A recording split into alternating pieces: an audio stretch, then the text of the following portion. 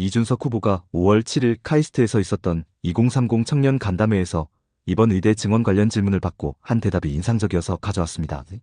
이준석 후보는 이전 정부의 의료 정책에 대해서 어떻게 생각하는지 한번 같이 보시죠. 저는 의대 증원하면은 그 의대 사람들이 나 그러면 기대속으로 낮출 거야 이렇게 생각할 건 아닌 것 같습니다. 예를 들어 변호사 인력을 확 증가시켰을 때 잘 버는 변호사는 그대로 벌고요. 그 다음에 냉정하게 지방 로스쿨 가가지고 변시 떨어져가지고 애매하게 취업하시는 분이 늘어나는 상황은 지금 발생하고 있거든요. 저는 그러니까 대한민국의 법률 시장이나 의료 시장이 크게 변하지 않을 것이다 라는 관점을 가지고 있고요. 아예 그렇게 의대생들의 기대속을 떨어뜨리는 방식으로 가려고 그러면요. 쿠바식 의료 같은 걸 해야죠. 근데 그걸 했을 때 과연 국민들의 복리후생이 좋아질지는 저는 약간 의문이기 때문에 그것도 막상 겪어보면 다를 것이다 이런 생각하고요. 문제는 구체적인 것을 이제 가설을 세워놓고 풀어야 되는 게 우리 과학자들의 숙명 아니겠습니까? 그렇게 했을 때 어떤 가설을 세우는 것인지 전 이해가 가지 않아요. 예를 들어 의대 증원해가지고 의대생이 다수가 되게 되면은 떠밀려가지고 경상남도 산청군에 가가지고 산부인과를 개업할 것이다. 이 가설이라면 저는 그 가설은 성립하지 않을 것이라 봐요. 나중에. 왜냐? 실제로 신생아가 없어가지고 거기에 지금 그 산부인과 이런 게 들어서지 않는 것이지 낙수 의사로 떠밀면은 서울에서 피부과 할 사람이 갑자기 산청 가가지고 그 산부인과를 한다? 그렇게 보기 어렵거든요. 그래서 저는 이런 의대 증원이나 이런 문제 다룰 때 어떤 사회의 문제를 풀고 어떤 가설을 검증하려고 하는 것이냐가 명확해야 되는데 지금 막연한 낙수 의사론 정도밖에 없는 상황이기 때문에 제가 좀 그 공감하기 어렵습니다.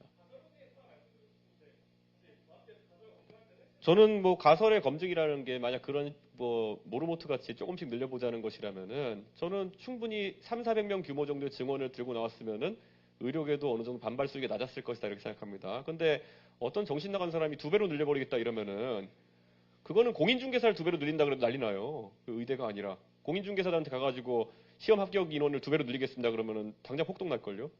뭐 다른 영역도 마찬가지일 겁니다. 예를 들어 간호사를 2배로 늘린다 그래도 폭동 날 거고요. 그러니까 저는 그거는 전혀 정치를 하면 안 되는 사람이 정치를 했기 때문에 발생하는 문제고 좀 그거는 좀 아웃라이어에 해당하는 상태가 아닌가 그런 생각합니다. 만약에 의대 증원을 한다 그러면 처음에 나왔던 안대로라면은 카이스트나 포항공대에 예를 들어 의공학 연구를 위한 연구 중심 의대를 설립한다 이 정도의 개념에 대해 가지고는 개혁신당도 관심을 가지고 있었거든요.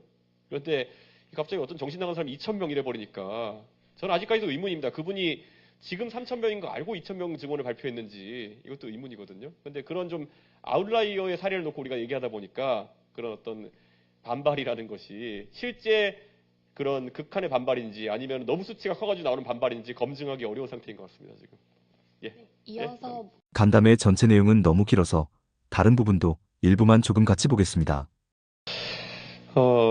사실 의대 열풍이 불고 이런 것은 불확실성에 대한 그런 사람들의 심리 표출이라 이렇게 생각합니다. 결국에는 과학기술이 저는 85년생이기 때문에 90년대 초에 위인전 같은 거 그 당시 있던 시절에 위인전 읽으면서 크다 보면은 왜 과학자가 되고 싶었을까? 아니면 왜 과학을 공부하고 싶었을까? 과학고로 돌아가 보자면은 저희 어머니가 저를 과학고에 가라고 꼬신 이유는 과학고 가면은 기숙사학교니까 학원 안 다녀도 된다. 이렇게 꼬셔가지고 제가 거의 꼬심을 당했던 것 같고요. 근데 어쨌든 가고 나니까 내가 왜 과학을 하고 싶었는가에 대해서는 사람마다 다르시겠지만 저는 떼돈을 벌고 싶었어요. 네. 결국엔 과학도가 돼가지고 또 나중에 사업이나 이런 영역까지 섭렵하게 되면은 의사는 어차피 자기가 진로 보는 만큼 버는 것이지만은 그 당시에 그 당시에는 이제 빌 게이츠 이런 사람들이 많이 이제 유명했으니까요. 그런 사람들을 보면서 나도 언젠가는 떼돈을 벌고 싶다라는 욕망이 있었던 거겠죠. 저는 지금도 과학기술 분야를 포함해서 인재 육성에 있어가지고 그 욕망을 배제하고 제도를 설계하면 안 된다 그런 생각을 하는 겁니다. 그래서 저는 과학기술 분야 인재들이 많이 태동할 수 있으려고 한다면은 과학기술계 선택했을 때 리스크를 감안해가지고도 기대소득이 의대보다 높다라는 상황이 돼야지만 그런 선택을 하는 사람들이 늘어날 것이다 이런 생각을 합니다. 그래서 어떤 위정자들은 그것을 과학기술인에 대한 어떤 그 기대소득을 높이는 방식으로 해결하지 않고 의대생을 2배로 늘려가지고 박리담회로 낙수 의사론을 그걸 해결하겠다는 그런 입장을 가진 멍청한 사람들이 있었는데 그건 현실에서 실현되기 어려운 얘기입니다. 낙수 의사론을 해가지고 그렇게 하느니 차라리 그런 기대소득을 좀 낮추지 않을 그런 어떤 의사들이 많기 때문에 그게 실현되지 않을 것이 명확하고요. 저는 그래서 아까 말했던 것처럼 과학기술 내 기대소득이라는 거 아니면 기회라는 것을 늘리는 방향으로 좀 정책을 진행해야 된다 이런 생각하고요. 윤석열표 의료개혁을 계승하겠다는 다른 어떤 후보와는 다른 제대로 된 분석을 했다고 생각합니다. 여러분의 생각은 어떠신가요? 댓글로 여러분의 생각을 공유해주세요. 시청해주셔서 감사합니다.